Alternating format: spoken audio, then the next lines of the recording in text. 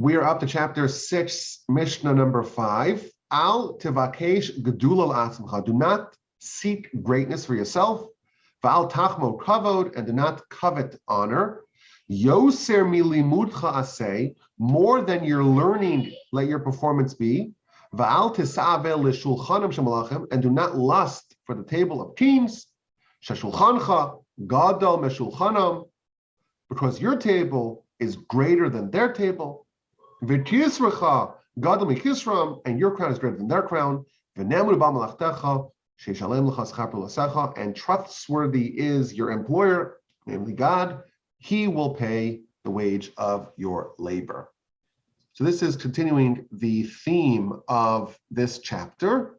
It's all about Torah.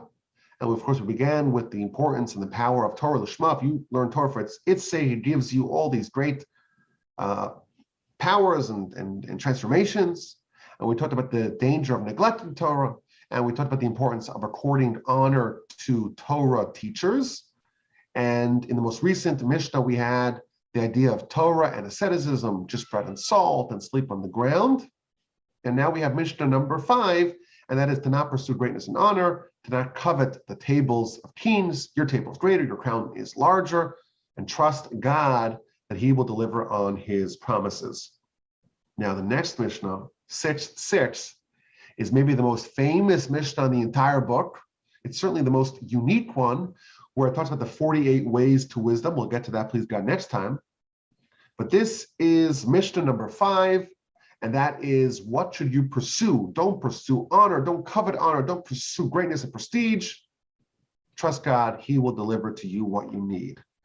So let's go through some of the commentators here and see what they say. One of the ways that this Mishnah is interpreted is based upon a bargain that the Torah scholars have with God. There's an agreement. There is a deal here in place. If you dedicate yourself to God's cause, he will take care of you. He will make your needs something that he addresses. We had a Mishnah earlier. If you make his will your will, if you adopt his agenda, he will take care of you. So that's the basic background for this Mishnah. If you make the Almighty's agenda your agenda, if you undertake to fulfill what he wants in this world, he'll make sure that all your needs are met. And this Mishnah is telling us the attitude that you should have. It should be passive. Don't pursue greatness for yourself. Every person has to choose what area of life they want to pursue. And this Mishnah is telling us, you choose to pursue righteousness and let everything else come your way. There's certain things that we need in life, but we don't aggressively pursue it. We say, you know what, when it comes my way, then I'll have it. And then there are other things in life that we aggressively pursue. That is our focus. And here we have guidance for the Torah scholar. Don't pursue the greatness and the honor and the prestige and to be like a king and to have everything. No, you pursue the agenda of God, and you can trust him that he will deliver upon his word. And the poster child of this is, of course, King David. And he tells us in Psalms 23 that goodness and divine kindness will chase me every day. I'm not pursuing them, they're pursuing me. What will I do? And I will dwell in the house of God for the length of my days. I'm going to sit in the house of God. I'm not going to pursue this goodness and this divine kindness, but he will chase after me. Why? Because that's the promise of God. He will not abandon those who dedicate themselves to him. And here we're warned in this Mishnah not to pursue the honor and the glory and the prestige and the greatness. Let it come our way. Another example of this is Jacob. When Jacob had nothing, he was fleeced by his nephew as he was fleeing from Esau. All he asked for, all he prayed for, was clothing to wear and bread to eat. The absolute bare necessities. That's what he pursued. That's all he wanted. In the end, of course, God sent him great riches. but he only pursued the minimum. And that's the idea. What is the focus? What are you chasing? What are you pursuing? He's pursuing the spiritual world. If you do that, you can trust God. He will deliver on his side of the bargain. He will deliver on his promise. And in the end, of course, Jacob ended up with both. There was one instance in Jacob's life where he chose this world. And for that, he was punished. And if you read Jacob's story without looking at Rashi or any of the commentators of our sages, you can't find the one instance in Jacob's life where he prioritizes the physical world over the spiritual world. And the reason is because it's only one word. It's only one word. Our sages scanned Jacob's life, scoured it from beginning to end, and found only one word that seems to imply that he pursued a life of comfort in this world. And almost all the tumult in the second half of Jacob's life was a result of that. This is Parshas Vayeshev. This is Genesis chapter 37, verse 1. The verse says, Vayeshev Yaakov. Jacob settled in the land that his parents lived in the land of Canaan. He settled down. Says Rashi, quoting from our sages, Jacob wanted peace. He wanted stability. He wanted to live without all the nonsense and all the mishagas that he had previously. Esav tries to murder him. He has to run away. He spends 20 years with Laban, and he tries to rob him at every turn, and eventually has to leave, and Laban pursues him, and after he avoids that confrontation, he finds out that Esav is coming with 400 men trying to kill him, and he avoids that, and finally he's home. It's been a chaotic couple of decades. He wants to just relax a little bit. Vayeshev Yaakov, he's settled. Right away, the anger and the wrath of the episode of Joseph descended upon him, jumped upon him. Says Rashi, and this is chapter 37.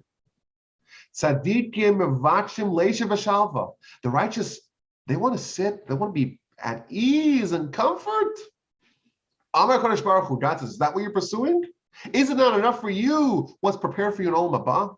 You want to have peace and serenity and tranquility and comfort in this world? Let's see what happens. And he might throw some of the biggest curveball of them all, the episode of Joseph and his brothers, and eventually Joseph is presumed dead, and that whole crazy story that happens to Jacob, all as a result of him choosing comfort. Again, this is Jacob judged, of course, relative to his greatness, as everyone is always done in the Torah. Everyone's always judged at their level. But this is the same idea here in our Mishnah. We have to choose what we want to pursue. And you cannot pursue both worlds. To the degree that you're pursuing this world, you are neglecting the spiritual world. And we have this general idea that when you pursue the spiritual world, God will ensure that your needs in this world are met and covered. But there is an interesting law here that states that although the Torah scholar should not pursue riches in this world, nevertheless, it is a mitzvah for us to help the Torah scholar in the event that there's a business opportunity that they could do on the side. Like a side hustle. You've heard of a side hustle?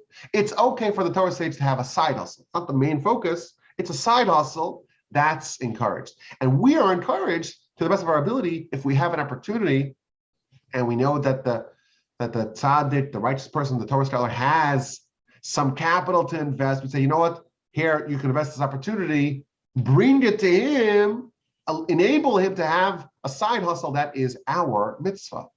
Because by doing that, we're really partnering with God. God wants to bestow goodness upon the Torah scholar. We could be a vehicle to that, to doing that. That is a great opportunity. And if we could do that without him leaving the academy, without him needing to pursue it, just get him on board. If you have an opportunity, you need some investors, it's a great opportunity, reach out to the Torah sages, see if they want to invest. And in general, wouldn't it be great to have that as part of the investor group? You have the righteous, the tzaddik, the Torah scholar as part of the investment group. Isn't that a nice little bonus to have on the side. So that's an idea that the Talmud tells us that even though the Torah sage is encouraged to not pursue it, it could be a side hustle, and other people should try to facilitate side hustles for the Torah sage. That's the first idea of the Mishnah, to not pursue the greatness, let it come to you, and your pursuits should always be the spiritual. Now, the Chassid Yavitz, he reads an interesting nuance in this Mishnah. Al tivakesh gedula la'atzmacha. Do not seek greatness for yourself. The words "for yourself" seem to be superfluous. Why does it say "for yourself"? So the Chassid Yavitz, he says that it is in fact appropriate to seek greatness when it's not for yourself, when it's for the sake of the Torah. If it's not directed to you personally, if it's directed to the Torah, in that instance, it would be okay to seek greatness. And the way he explains it is that when people see the honor and the prestige and the glory of the righteous and of the sages, that may help spur them to pursue that. It makes it a more attractive life when they see the honor that is bestowed upon the righteous. And they say, you know what, I'd love to have that honor as well. And they say, well, what do I need to do? Okay, well, I got to study, got to work on myself, refine my character. I'll do it if I get the honor. And of course, we know that it's better to do it for altruistic reasons, but nevertheless, it's appropriate to do it for ulterior motives, because that will eventually beget, you develop a taste for it, you develop a taste for Torah, and you say, you know what, maybe you could graduate to more ulterior, to more altruistic reasons. And therefore, it is okay for a Torah scholar to pursue honor, but not for themselves, for the Torah, to elevate the stature of Torah and those who study it in the eyes of the lay people, in order to make it a more attractive pursuit for them. Nice idea. And the next part of the Mishnah says, Yoser milimudcha aseh, more than you learn, you should do. Yoser milimudcha aseh. So Rashi interprets this in a very basic way, and that is, you have to practice more than you study. We don't want to have someone who's a great sage, but it's all abstract, it's all theoretical. How they behave, that doesn't matter. The idea of having a Chinese wall between someone's knowledge and someone's behavior, that is not a Jewish idea. That is not a Torah idea. The Torah's way is, whatever you study, you think of a way to implement it. There's always a lesson attached to every idea. Every day has to have a lesson. What does it mean to me? How can I change my life based upon this idea in Torah? So of course, studying is imperative, but actions are more important than the study. If you study it and it's just theoretical and you're not practicing it, then you are not fulfilling what's required of you. More than what you know, you should study. You should implement. You should do. Your study should always be with the focus towards the practical, how you actually implement what you study. That's how Rashi interprets this part of the Mishnah. The Ruach Chaim, amongst others, they read the Mishnah or these words a little bit differently. The word limudcha means your study, but it also can mean your regimen. How much you're accustomed to, your quota. More than your quota, more than your regimen, you should do.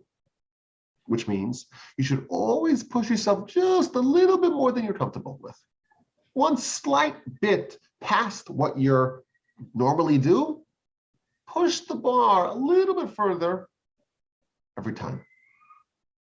And every day, if you push yourself a little bit more, eventually you're going to conquer a lot of real estate and you'll improve in vast ways.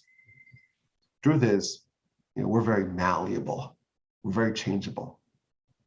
Humans grossly underestimate their own capacities. We're capable of unimaginable things.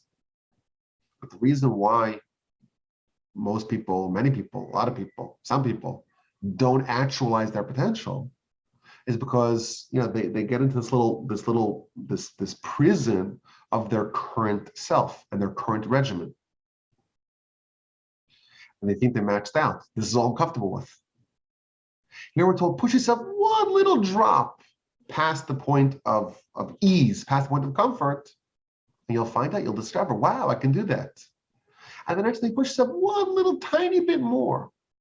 And one little tiny bit more, eventually, it just transforms everything.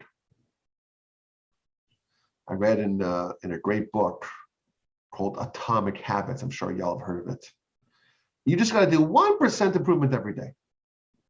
And of course, it all compounds. 1% every day, 1% better every day. If you're just 1% better than you were yesterday, and tomorrow you just 1% better than you are today, and the following just 1%, that's it. Over the course of a year, 1% compounded over the course, 1% per day compounded over a year is like 3,700% per annum every year. That's the power, of course, of compounding, but it shows how a small, slight incremental change over time compounds some very significant change over a significant time horizon. And that's the idea. If you just push yourself just a tiny bit, it doesn't have to be too much, and that's where things get tricky. If you push yourself way too much, if you bite off way more than you can chew, not only won't you improve, you'll actually probably snap back to a much lower level than your base. But if you take a base and push yourself just a little bit more, it's more manageable, and that can be done today. If you try to jump, 10 runs, you'll topple down to a very low point. And that's the skill, so to speak, of constructing a plan of self-transformation to know how much you can push yourself in a safe environment, in a safe way, that eventually it will accrue and it will compound, and you will have a vast leap over a period of time. So this is a beautiful idea from the Ruach Chaim. And then the final idea here, this is also I want to share courtesy of the Ruach Chaim. Don't covet the tables of the kings. Your crown is bigger than their crown. Your destiny, your role is greater than theirs. Your table's bigger than theirs. Don't pursue a smaller table. What does this mean? So I want to read you his piece here. He says, and this is, over the course of our study of Pirkei Avos, of Ethics of the Fathers, this commentary, I've kind of grown more fond of this commentary over time. It's really wonderful, amazing commentary. A Ruach Chaim by Rabbi Chaim Volozhiner, author, of course, of the Nefesh Chaim as well. The founder of the first modern yeshiva, the great yeshiva in Volozhin. So he passed away in 1821. So he lived about 200 years ago. He says, the Yetzer Hara seduces man to try to focus on this world, the crown and the table of greatness in this world. And the argument that the Yetzer Hara says is, after all, the rich people, they're able to purchase Olam Haba because they give charity and they have a great time in this world. They have everything. They have greatness in this world, greatness in Olam Haba. They have it all. And therefore, you should do the same thing. Don't waste your time in the academy, in the study hall. Instead, pursue their path. As a response to this, our Mishnah says, don't covet the tables of the rich people in this world, because your table is bigger than theirs. Why? Because the money will pay people with respect to their difficulty. The more difficult it was, that is the result of their payment. And therefore, if you choose a more difficult path, you will end up with a greater reward. Your table will be larger than theirs. Your crown will be greater than theirs. And in Olam Haba, interestingly, he tells us, in Olam Haba, there's going to be competition. The table that you have that's being referred to in this Mishnah is referred to the table in Olam Haba. And the size of someone's table is relative to how hard they have to work to achieve that. And every person will be able to witness all the other people in the spiritual world, and everyone will be singed from the canopy of their fellow, meaning that there's going to be competition. you will be able to look at everyone else's table and see whose table is bigger.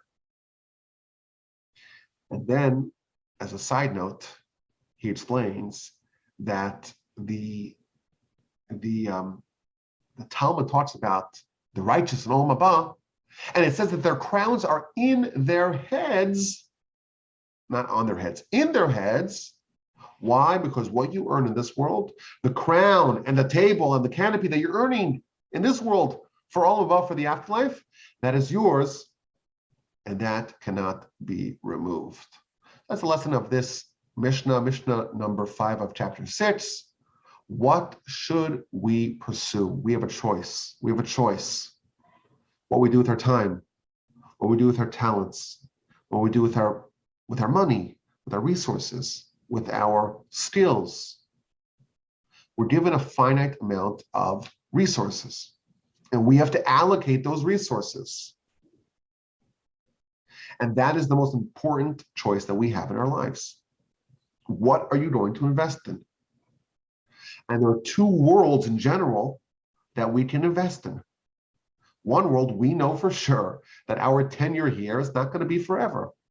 We have another 20 years, 50 years, 100 years, whatever it is, it's fixed. The spiritual world, Olam Haba, is permanent, is eternal.